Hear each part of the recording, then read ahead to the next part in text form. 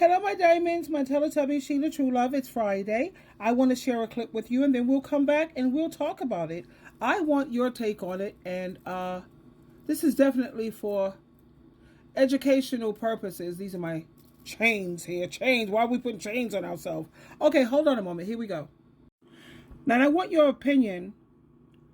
Do you feel that she's speaking with a lot of sense? And of course, just get past the colorful language. I don't know why people, I think they need to build their vocabulary, because all of that is not needed. All of that profanity is not necessary. At the same time, they do make some really good points. Here we go.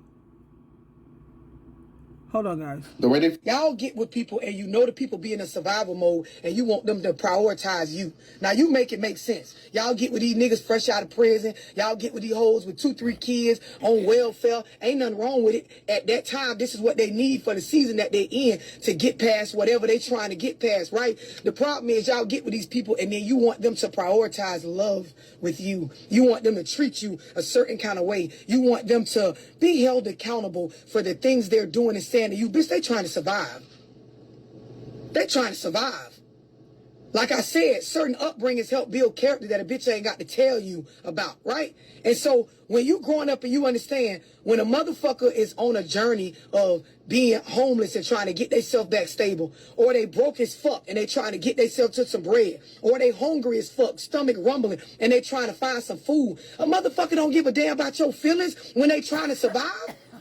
Y'all be around here getting with people and you think they wrong for the stuff they doing. In the context of just talking about what's right and wrong, they doing some bullshit, some shit that ain't right, and in the category of wrong. But when you over there with them trying to get them to prioritize your feelings and, oh, you need to pay these bills, or you need to, man, that man trying to fucking survive. Bitch, the objective, the goal when you're trying to survive is to use whoever you need, whenever you can, for whatever you can to get the fuck by. Y'all get with... I have to say, I agree with this young lady. Like I said, I love the fact that you have a lot of young people who are waking up, and it just makes my day. You know, you have young men also that are waking up to a lot of things. Let's just read the comments here, and I will share with you which ones I agree with and which ones I question. I wrote, "You are absolutely right. I love the way you think on this topic, and thank you. A person in survival mode should be alone until they can function independently." I give that comment a thumbs up. Absolutely. Man, look at here. Look at here. I ain't saving no man, because when he finished using you, you're going to need somebody to come and save you. Yes, I agree with that. Absolutely. Don't be in relationships if you are in survival mode. I agree. Relationships are a responsibility. If you cannot handle yourself by yourself, then don't add to it. Good points. We all are trying to survive. That ain't no excuse. With these, whatever, I told you, if a man is not making 100K, and he want children, please don't do it to yourself, honey. Because if he can't afford to pay for a nanny at least 3 days out of the week where you could get a break, you need a break.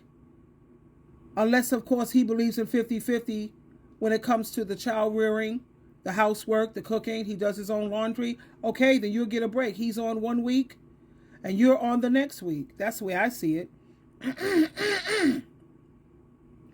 I dislike the people who try to reappear after you get back on your feet. Yeah, like when you were struggling, he was nowhere around. And then the moment you get back on your feet, he reappears. I experienced that with my second husband. Pathetic. When you have money, I don't hear nothing from you. The moment you fall on hard times, here you come.